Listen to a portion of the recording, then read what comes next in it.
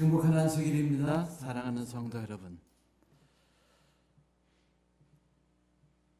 오늘은 우리가 다 함께 마태복음 5장 5절에 있는 말씀을 함께 읽고 그리고 이 시간을 말씀 속에서 함께 지내기를 소망합니다. 온유한 자는 복이 있나니 저희가 땅을 기업으로 받을 것이며. 이 말씀은 예수님의 말씀 중에서 사람들이 가장 많이 오해하는 성경 구절 중에 하나입니다. 사전을 찾아보면 온유라는 단어는 성격과 태도가 온순하고 부드럽다라고 설명되어 있죠. 그래서 사람들은 예수님께서 말씀하시는 온유가 아마도 그런 것이 아닐까라고 생각하고 있습니다. 맞아, 성경 말씀이 진리요.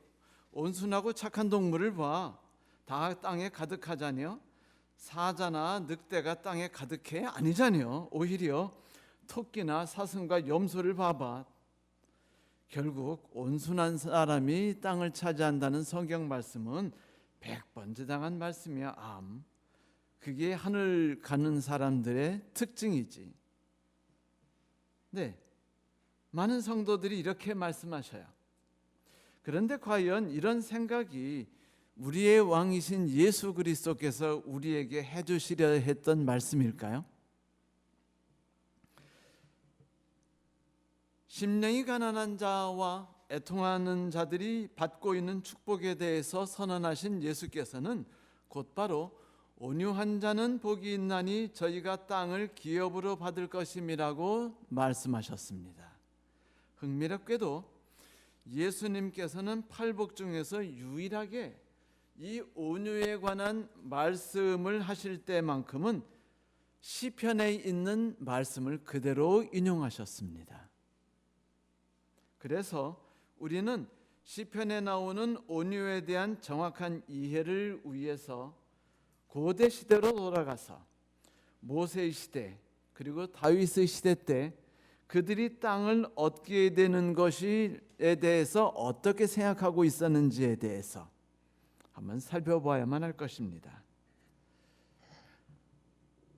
먼저 예수께서 인용하셨던 시편 37편을 열어보도록 하겠습니다. 9절에 보면 여호와를 바라보는 사람들은 땅을 차지할 것이다 라고 말하고 있죠. 그런데 그 두 절 뒤에 11절에서는 9절의 주절을 약간 변화시켜서 좀 더 충분한 그러나 다른 입장에서 보여주는 정보를 베풀어주고 있어요. 온유한 자들은 땅을 차지하며 풍성한 화평으로 즐거워하리로다. 9절과 11절은 병행 대꾸법을 사용하는 것처럼 보입니다. 다윗의 시는 노래예요.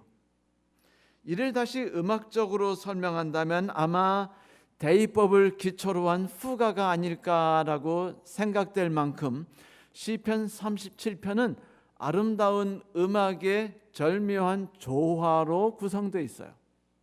그런데 여기 나오는 주제는 온유와 땅을 차지함이라는 것이죠. 이 말씀에 의한다면 여호와를 바라보는 사람들은 분명히 땅을 유업으로 받게 되는데 그 여호와를 바라보는 사람들의 특징이 바로 예수께서 말씀하신 온유한 사람들이라는 것입니다. 그러니까 시편 37편 전체에 가득 흘러 넘치는 온유한 자와 그들이 주께로부터 기업으로 받는 약속의 땅을 보신다면 마치 아름다운 선율이 여러 악기들을 통해서 서로 주고받으면서 점점 확장되고 그리고 점점 웅장해지는 느낌을 받게 되실 겁니다. 그리고 노래의 마지막 부분에는 마치 이제 진주문을 앞에 두고 저 거룩한 성을 바라보는 사람들이 기대감과 감격에 젖어서 그들 앞에 놓여진 영원한 삶, 곧 하나님과 영원히 함께 있을 기대감에 가득 차 있는 감정을 노래하는 것처럼 그렇게 기록되어 있어요. 들어보십시오. 그 가슴을 울리는 팀파니 음조가 모든 기쁨들의 향기를 부어주고 있습니다. 9절에서 여호와를 소망하는 사람들은 땅을 차지하리로다라고 첫 즐거움을 빼냈던 그는 11절에서 온유한 자는 땅을 차지하며 풍성한 화평으로 즐거워하리로다라고 말하고 있죠. 그렇게 응답합니다. 잠시 후에 22절에서 그 주제음이 변화를 일으켜요. 그리고는 주의 복을 받는 자들은 땅을 차지하리로다라고 말합니다. 그러더니 29절에 와서 모든 악기들이 다 함께 일어나서 어울려 외치기를 의인이 땅을 차지하며 거기서 그들이 영원히 살리로다 라고 기뻐서 노래하고 있지 않습니까? 이제 그들의 감격의 근원이 무엇인지에 대해서 좀 더 함께 살펴보기를 소망합니다. 여기 시인은 여호와를 소망하는 자와 온유한 자와 의인이 한 사람이라고 이야기하고 있어요. 그리고 이 사람들이 다 땅을 기업으로 받을 것이라고 노래하고 있죠. 왜 그들은 땅을 기업으로 받는 엄청난 축복을 그리스도 하나님으로부터 받게 되는 것일까요? 이제 그들의 감격의 근원을 좀 더 들여다보기 위해서 우리는 땅을 차지한다는 단어, 히브리 사람들이 생각했던 단어에 대해서 좀 들여다보고자 합니다. 원래 땅을 차지한다는 말은 우리가 생각하는 저 멀리 금수저들만이 들어가 살고 있다는 메소포타미아 그 니느웨 어느 땅이 아닙니다. 또는 힘있고 능력이 있는 자들이 살 수 있다는 바빌론 내 성내에 있는 금싸라기 땅이 아니에요.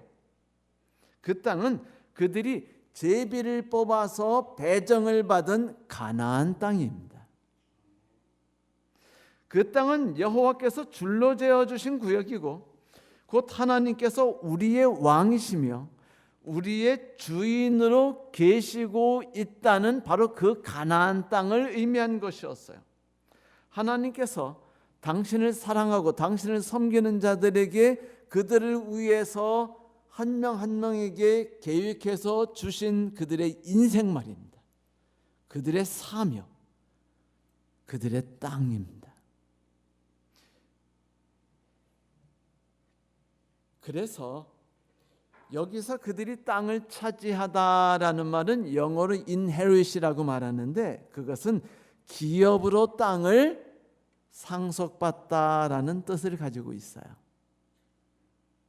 이 개념은 이스라엘 각 부족이 모세의 인도를 따라서 광야에서 그 지겹고 끔찍하고 싫었던 40년을 지낸 뒤에 드디어 감격에 벅찬 가슴으로 요단강을 앞에서 그 모압 평야, 바란산 밑에 두고 있는 모압 평야에서 요단강 건너에 있는 여리고성, 그 아름다운 여리고성과 그 예루살렘 성이 들여다보는 그 높은 산을 바라보면서 흥분에 젖어 있을 때 하나님께서 모세를 통해서 이스라엘 백성들에게 가나안 지역을 배분해 주셨던 일로부터 유래합니다. 하나님께서는 이스라엘 족장들에게 제비를 뽑는 방식을 통해서 하나님의 섭리가 그들에게 이루어지도록 하셨죠. 그런데 흥미롭게도 하나님이 아브라함에게 땅을 약속하셨을 때도 바로 이 똑같은 단어를 사용하셨어요. 같은 단어. inherit, 상속해 주다, 기업으로 주다. 그러니 아마도 예수 그리스도께서 온유한 자는 복이 있으니 저희가 땅을 기업으로 받을 것이다 라고 말씀하셨을 때 그 말씀을 듣던 그 많은 유대인들은 왠지 모르게 과거에 위대했던 하나님과 그를 따랐던 이스라엘 백성들에 관한 아름다운 추억을 되새겼을 것입니다. 3500년 전 위대한 하나님께서 야곱의 후손 200만 명을 이집트인들에게서 건져내셨죠. 그렇죠. 우리가 잘 알고 있는 10가지 무서운 재앙들을 통해서 이집트인들은 이스라엘 사람들을 노예로 삼는다는 것이 얼마나 그들에게 크나큰 실수였고 최악의 선택이었다는 것을 뼈저리게 배웠을 때 이스라엘 백성들은 자신의 조상 아브라함과 이삭과 야곱의 하나님이 얼마나 위대하신 분이신지를 경험하게 되었습니다. 신이 났어요.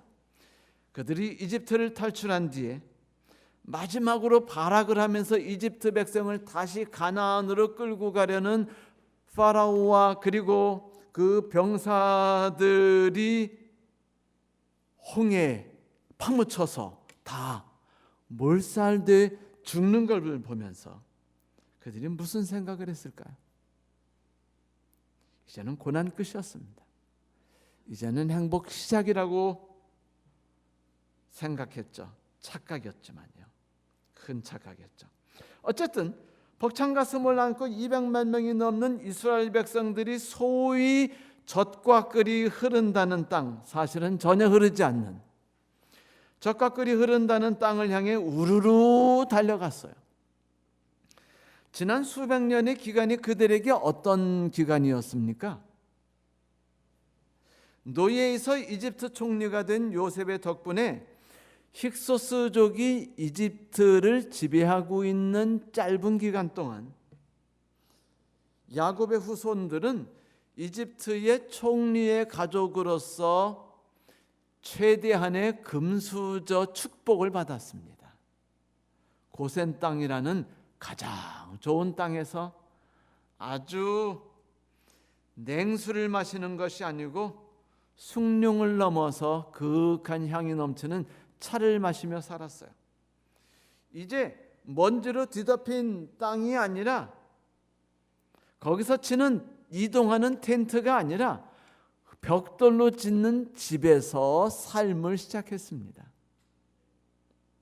집을 졌으니 할 날이 뭐죠? 인테리어 해야죠. 소파 사야죠. 그 다음에 50인치가 넘는 때리비를 사야죠. 네, 해야 될 것들이 점점 풍성하게 넘쳐 흐르고 그들은 약속의 땅인 가나안에 돌아가야 된다는 사실을 대충 부정하면서 눈 감으면서 이집트 땅에 그냥 붙어 앉았습니다. 자기의 조상 야곱이 내 유고를 가나안에 묻어달라고 부탁했을 때, 그리고 요셉이 그렇게 유언했을 때 그들은 그들만 가면 되지, 우리들의 신앙은 바로 이곳에서 시작되는 게요 라고 생각하면서 살았습니다. 물론 하나님이 그들에게 약속하신 땅은 가나안이었죠. 하나님이 명하신 땅, 하나님이 함께 계시겠노라 약속하셨던 땅 말입니다. 그런데 후손들은 달랐어요. 어찌 내가 척박한 땅으로 돌아가야겠습니까? 누우면 이불에 모래가 가득한 곳에서 또 살아야겠어요? 이렇게 좋은 땅을 두고. 그래서 그들은 슬슬 하나님과 거리를 두기 시작했습니다. 그러다가 하나님이 그 모습을 보면서 개입을 시작하셨죠. 힉소스족이 곤자에서 물러났어요.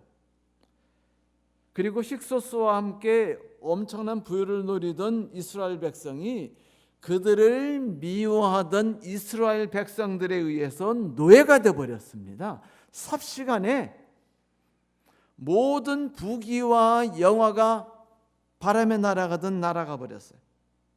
천국에서 지옥으로 떨어져 버린 거예요. 풍요로울 때 이집트를 떠나지 못했던 이스라엘 백성들은 이제 이집트에서 노예로 살아가는 처지에 빠지게 되었습니다. 스스로 떠날 수 있을 때 떠나지 않았던 그들은 이제 그 땅을 영원히 떠날 수 없게 되었단 말입니다. 하나님의 기적과 적극적인 개입이 없다면 말이죠. 그들은 조금씩 절망하기 시작했어요. 그러면서도 그 땅에서 살아가는 법에 익숙해지기 시작했죠. 하나님을 섬기기보다는 이집트 신을 섬기기 시작했고, 하나님이 주시는 삶보다는 이스라엘 사람들이 생각하고 있는 삶의 방식들을 받아들이기 시작했습니다. 그러자 하나님이 어쩔 수 없이 그들을 강제로 가나안 땅으로 이끌고 가실 수밖에 없었던 거죠. 하나님이 나서셨어요. 그분이 이스라엘에서 커다란 일을 일으켜서 다시는 그들이 영원히 이집트로 돌아갈 수 없는 원수가 되게 하셨습니다. 죄의 노예이고 죽음의 노예로서 그들이 언제나 부려먹는 대상이 아니라 이제는 이집트라는 죄를 상징하는 곳에서 영원히 서로 뭐가 된 원수가 되어버린 존재로 하나님이 분열을 시켜버리셨다는 것이죠. 그리고 이스라엘 백성들을 가나안으로 이끌어 가셨습니다. 이집트에서 가나안까지 가는 땅은요, 아주 큰 광야들을 여러 개 통과해야만 했어요. 200만 명이 지나가기에는 좋은 땅들이 아니었죠. 죽음의 땅들이 곳곳이 놓여 있었습니다. 거기다가 어린아이, 노인들, 소떼와 양떼를 데리고 그 사막을 지난다는 건 쉽지 않은 일이었죠. 그러므로 그들이 빠르게 그 뜨겁고 메마른 사막을 통과하는 것만이 그들이 생각할 수 있는 최선이었어요. 신속히 어디로? 가나안으로. 그런데 하나님께서는 그들의 욕망대로, 그들이 바라는 대로, 그들이 생각하는 가장 합당한 방법대로 그들을 이끌지 않으셨죠. 왜냐하면 그들은 온유한 자가 땅을 차지하는 것이 무엇인지 전혀 배우지 않았기 때문입니다. 그래서 하나님께서는 이집트에 너무 푹 빠졌던 이스라엘 백성들, 그리고 하나님을 맛본다는 것이 무엇인지 전혀 이제 감도 잡지 못하는 그들, 그래서 어려운 환경이 닥치면 슬퍼하거나 분노하거나 어찌할 줄 모르거나 혹은 반항하는 그런 삶에 젖었던 이들이 그 모든 것을 과감히 떨쳐버리고 오직 하나님 안에서 살아가는 것만이 유일한 그들의 탈출구라는 것, 그리고 최선의 방책이라는 것을 배워야만 했죠. 무려 40년 동안. 40년이라니까 생각해 보니까 제가 목회를 86년에 시작했는데 지금 몇 년도죠? 2020년. 몇 년 지났을까요? 35년이 지났어요. 아직도 5년이 더 남았네요. 긴 기간이었습니다. 그런데 여러분, 그 긴 기간을 눈물과 절망이라는 이름을 가진 사망의 음침한 골짜기를 다니는 삶을 살아간다면 어떨까요?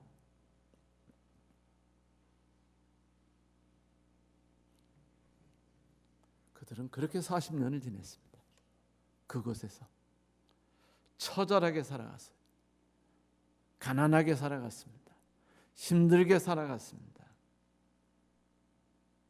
그러나 그제서야 그들은 하나님을 가까이 대하는 것이 무엇인지를 맛보기 시작했죠.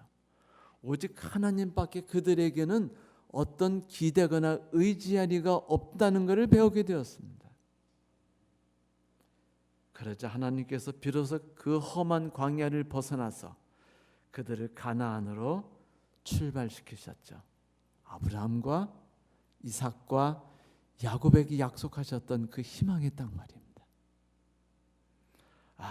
가나안, 드디어 오직 하나님 외에는 그 누구도 신뢰할 수 없음을 온몸으로 배우고 익힌 이스라엘 백성들 앞에 펼쳐진 가나안 땅, 하나님이 그들의 삶을 직접 계획하시고 배정하셨던 그 가나안 땅이 그들 앞에 얼마나 좋게 보였을까요?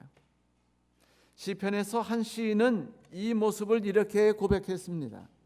여호와는 나의 산업과 나의 잔의 소득이시니 나의 분깃을 지키시나이다. 내게 줄로 재어준 구역은 아름다운 곳에 있으며 나의 기업이 실로 아름답도다. 얼마나 듣기 아름다운 말씀입니까? 내게 줄로 재어준 구역.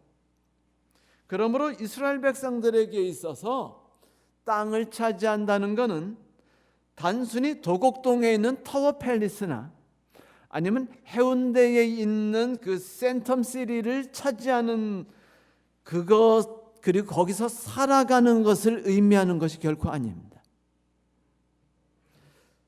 오히려 그것은 하나님을 바라보고 살아가므로 하나님께서 그들의 인생을 책임져 주시기로 했다는 것을 신뢰할 줄 알게 되었다는 것을 믿는 믿음으로 하나님께서 이끄시는 곳이 어디든 그곳에서 살겠다는 그들의 굳은 신앙의 표현의 삶인 것이죠. 그것이 그 상징이었어요. 젖과 꿀은 가나안 땅에서 흐른 것이 아니었습니다. 젖과 꿀은 하나님을 의지해서 하나님과 함께 살아가는 사람이 사망의 음침한 골짜기를 다닌다 할지라도, 눈물과 절망과 고통의 길을 다닌다 할지라도 하나님 안에서 맛보는 삶이 젖과 꿀이 흐르는 것이었어요. 그래요. 약속의 땅 가나안은 그렇게 오직 하나님만을 바라보면서 사는 사람들에게 허락된 위대한 땅이었던 것이죠. 역사를 거슬러 가보면 아브라함 그에게 있어서 약속의 땅 가나안이란 하나님을 의지하고 하나님만을 바라보는 것을 배운 땅이었죠. 그리고 이삭이 하나님의 전능하신 능력을 맛보았던 곳이 바로 약속인 땅 가나안이었습니다. 야곱이 하나님을 붙들고 늘어지면서 오직 당신 없이는 살지 않겠노라고 애통해하며 울었던 곳이 바로 가나안 땅이었어요. 성도들이시여, 우리가 꿈꾸며 가고자 하는, 살고자 하는 가나안 땅은 어떤 땅입니까? 단순히 젖과 꿀이 흐르는 이집트 같이 풍요로운 삶을 제공해주는 타워 팰리스 같은 그런 땅입니까?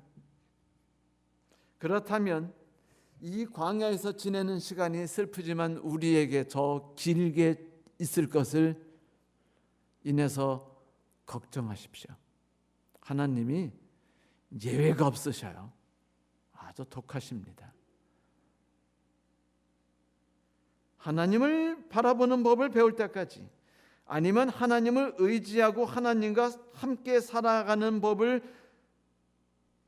삶을 통해서 배울 때까지, 그리고 야곱처럼 하나님을 꽉 붙잡고 늘어지면서 당신이 나를 축복하지 않으면 나를 결코 떠나실 수 없습니다 라고 부르짖든지,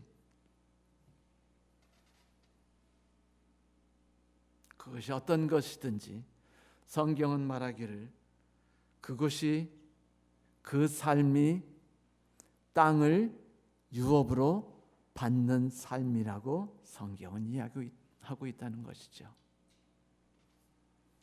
그래요. 가나안 땅은 하나님을 사랑하고 의지하는 사람이 모여 사는 곳입니다. 이제 온유에 대한 이야기를 이제 들어가 봅시다. 온유라는 단어에 대해서 많은 혼란을 가지고 있는 분들이 상당히 많죠. 착하고 법 없이 살고 화낼 줄 모르고 뭐 이런. 저도 교회 열심히 다닐 때 항상 듣던 이야기입니다. 그 사람들이 땅을 차지할 것처럼 생각하죠. 그러나 성경에서 말하고 있는 온유라는 단어는 일반적으로 사람들이 생각하고 있는 온유라는 단어와는 완전히 절대적으로 다른 단어입니다. 결과적으로는 비슷할 수 있어요. 겉모습은. 그러나 근원이 완전히 다른 곳에 있습니다. 성경에서 말하는 온유란 훈련받은 사랑이에요. 로마에서는 온유를 말할 때 길들여진 맹수를 말하기도 했습니다. 그거는 자기 감정을 통제할 줄 안다는 거예요. 함부로 사람에게 달려들지 않는다는 거죠. 태권도 유단자가 태권도 초딩 앞에서 함부로 주먹을 쓰지 않는다는 겁니다. 잘못 날렸다가 뒤질까 봐. 여러분, 토끼, 사슴 불쌍하지만 얘네들은요 온유가 뭔지를 전혀 모르는 온유와 상관없는 동물들이에요. 두렵거나 화나면은요 얘네들은 화를 내야 할 때 화내지 못하고요 엉뚱한 데서 화를 내고 말해요. 우리는 이런 걸 보고 그냥 속된 말로 지롤이라고 말하죠. 그러니까 당사자에게 화를 못 내고 어디서 내는 거예요? 동쪽서 뺨 맞고서 서쪽에서 화풀이 하는 겁니다. 이게 바로 이제 저 같은 사람일 수 있죠. 운전대에 앉으면 격렬하게 마치 레이싱하지 확 틀든지 아니면 누가 내 앞을 확 껴들면 저희 막 그러면서 지브롤터부터 해가지고 시베리안 뭐 하다가 문을 열고는 야이 XX야라고 말하고 싶은 생각이 막 치밀어 오르면서 막 열이 나는 사람들. 기백은 어디서만 드러나냐면 자동차 안에서만 드러나요. 기억하십시오. 억눌러 있는 정서는요 이미 통제할 수 있는 정서가 아닙니다. 길들이지 않은 천리만은요 집안을 부술 뿐 아니라 모든 사방 삶을 다 파괴시켜요. 성경은 이것을 결코 온유라고 말하지 않습니다. 성경은 이렇게 말해요. 심령이 가난해지고 애통함 속에 사는 사람들은 온유해진다고요. 제가 말했죠. 팔복은 차례대로 연결되어져 있어요. 심령이 가난한 사람은 애통해할 줄 알고 애통해하는 사람은 온유할 줄 알게 되며 온유한 사람들은 의에 굶주리고 목마르게 됩니다. 그 사람들이 후반부 나머지 사복을 즐기게 되는 거예요. 성경에 나타나는 온유란 단어는 원래 가난한, 온화한, 그리고 즐거워함, 관대하다라는 뜻을 갖고 있는데 흥미롭게도 이 단어 히브리어는요 아나오라는 고통을 의미하는 명사 아나에서 나왔습니다. 아나 참 뭐 이렇게 말한 아나. 그런데 이 단어가 의미하는 건 뭐냐면은 고난의 결과로 인해서 만들어진 성품을 말합니다. 온유가 뭐라고요? 고난으로 인해서 만들어진 성품. 다시 말하면 화로불로 막 뜨겁게 하니까 뭐가 나왔어요? 나온 빨갛게 드러난 거를 찬물에 집어넣었다가 망치로 패고 또 찬물에 넣었다가 뜨거운 물에 넣었다 하니까 뭐가 나와요? 정말 강한, 무엇도 벨 수 있고 어떤 거에도 부러지지 않는 멋진 칼이 나오는 것처럼 말입니다. 그게 온유라고 말해요. 성경을 좀 더 자세히 들여다보면 온유는 고난을 통과하도록 이끄신 성령으로 인해서 잘 다듬어진 길들여진 성품입니다. 어떤 환경에서도 당황하거나 흔들리지 않아요. 왜? 놀라지 않거든요. 어떤 삶을 마주쳐도 하나님께서 지금 나와 함께하고 계시다는 걸 알기 때문에 두려워하지 않거든요. 외롭지 않아요. 어찌할 바 모르는 것이 없습니다. 그리고도 여기에도 하나님의 사랑이 어떤 모습으로 비칠까 생각하니까 흥분이 되기 시작합니다. 그러다 보니까 격렬하게 반응하거나 격렬하게 실망하지 않고 편안한 겁니다. 그러니까 여유가 넘쳐요. 그러니까 드러나는 삶이 온유하게 드러나는 겁니다. 온유한 사람은 나의 생각이 무엇인가를 중요하게 여기지 않습니다. 오히려 우리 하나님의 뜻이 무엇인가에 대해서 관심을 갖도록 길들여져 있어요. 또한 하나님의 뜻에 대해 순종을 즐기게 되었고 어떤 환경 속에서도 하나님을 신뢰할 수 있는 능력이 생기게 되었죠. 자, 이제 누가 어떻게 온유한 사람이 될 수 있는지 좀 더 들여다볼까요? 시편 37편.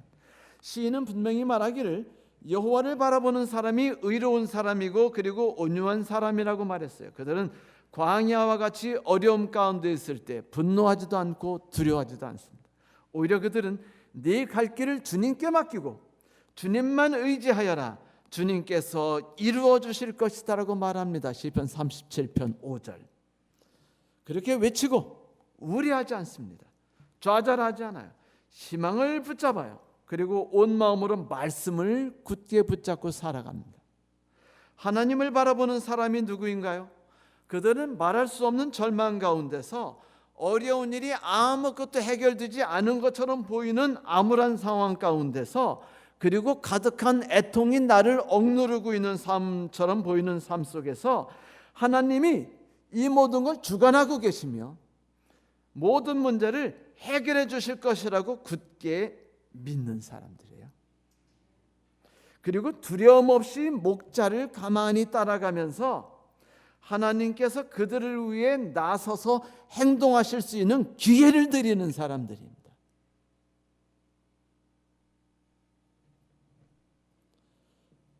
그리고 예수께서는 그 온유한 사람들에게 이렇게 외치시죠. 수고하고 무거운 짐진 자들아 다 내게로 오라. 내가 너희를 쉬게 하리라. 나는 마음이 온유하고 겸손하니 나의 멍에를 베고 내게 배우라. 그리하면 너희 마음에 쉼을 얻으리니 이는 내 멍에는 쉽고 내 짐은 가벼움이니라. 여러분, 멍에라는 말을 잊지 마십시오. 멍에는 나 혼자 매는 멍에가 없습니다. 멍에는 반드시 하나님과 함께 매든지 아니면 사단과 함께 매든지 둘 중에 하나예요. 예수 그리스도께서 우리에게 말씀하십니다.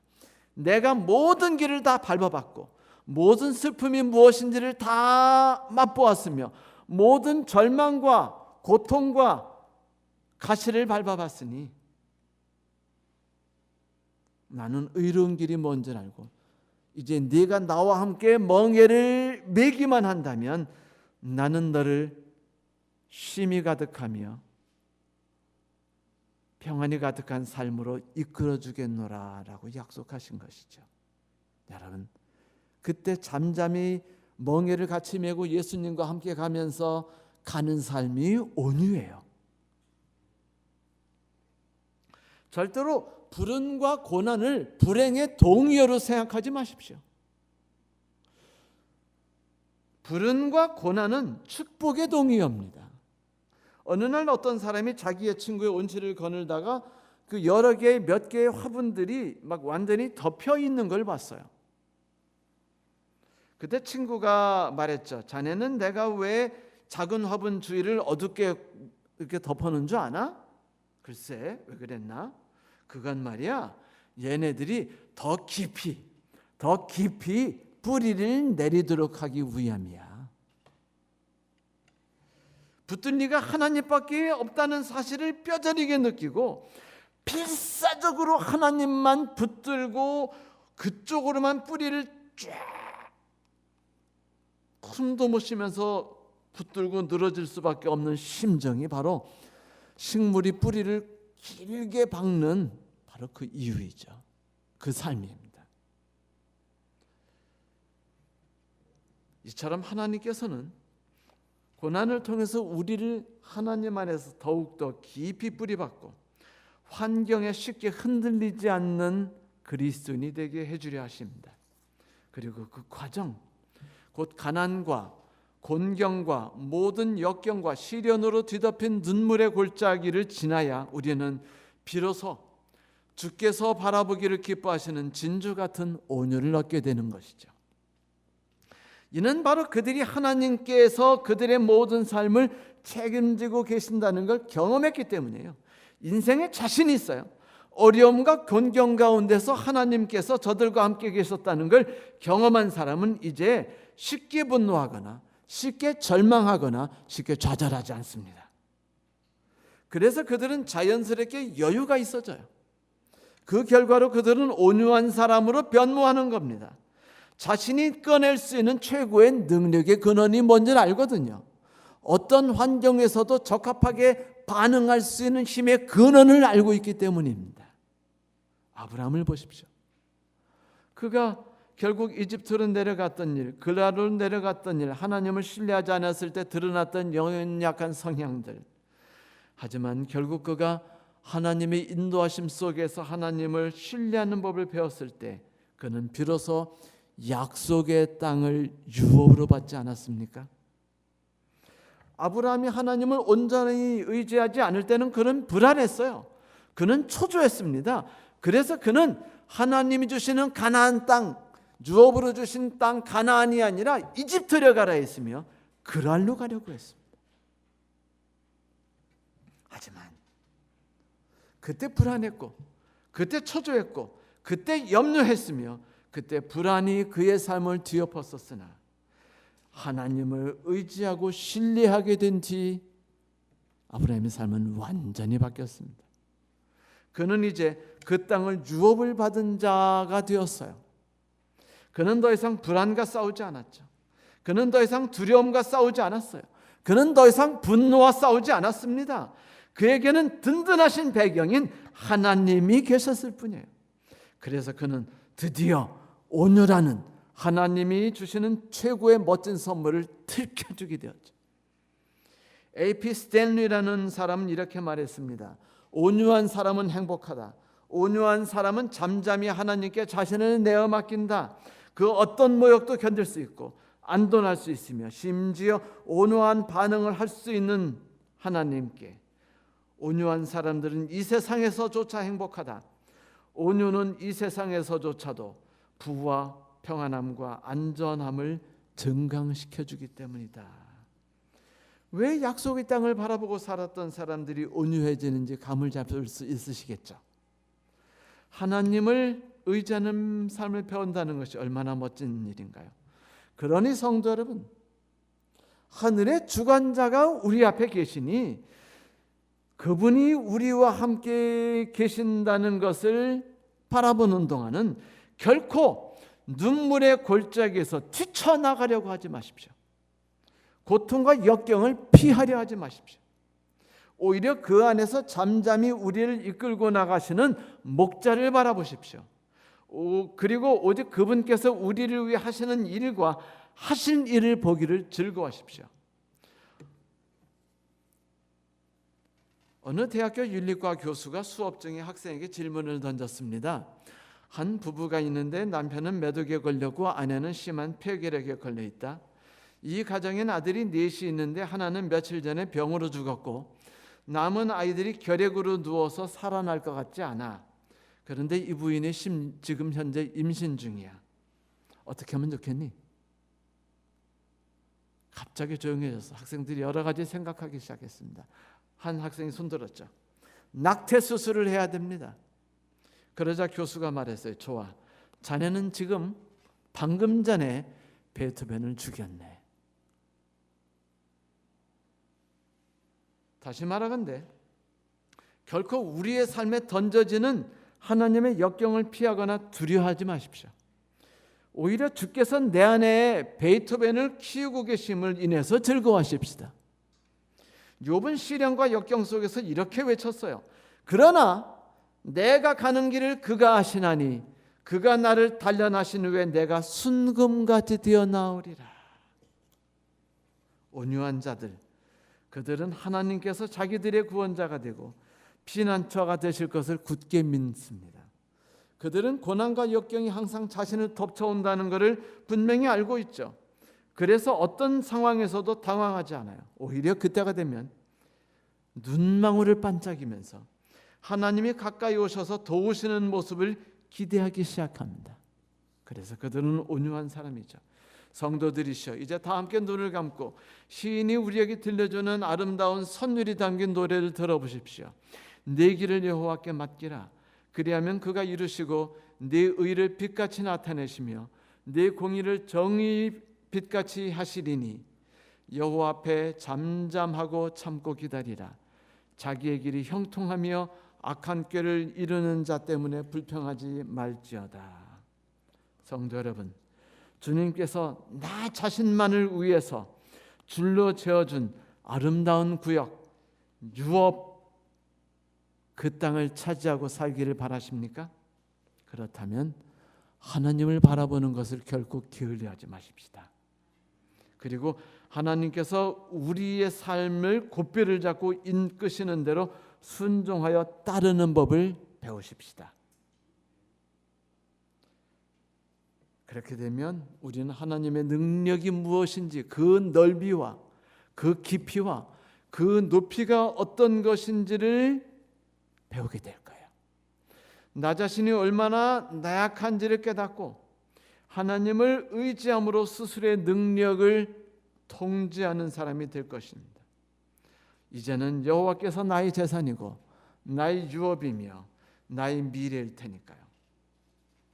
성도 여러분, 이제 저를 따라서 함께 외쳐봅시다. 다 같이 따라 말씀해 보세요. 심령이 가난한 자들과 애통해하는 자들과 온유한 사람들은 복이 있습니다. 왜냐하면 하나님 당신께서 그들의 필요를 채워주실 것이기 때문입니다. 감사합니다.